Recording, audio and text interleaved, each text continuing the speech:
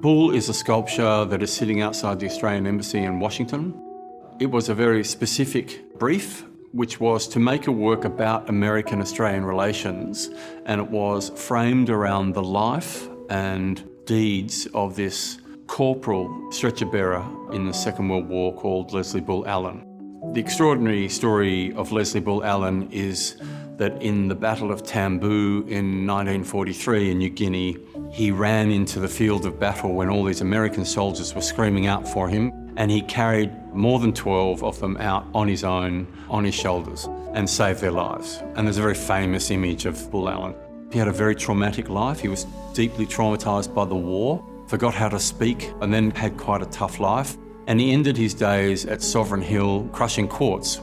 So I kind of started at the end, if you like. I collected bits of quartz from Sovereign Hill and used that as a kind of body, if you like, of Leslie Bull Allen, and blew it up at large scale and then cut two very incisive segments out of the work, and they became sort of mirrored stainless.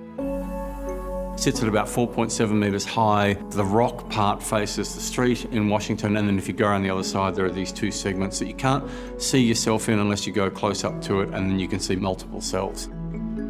The hidden cut for me was like his trauma. So it was something that was sort of missing, that soldiers never recover from, if you like, something about brutality of conflict.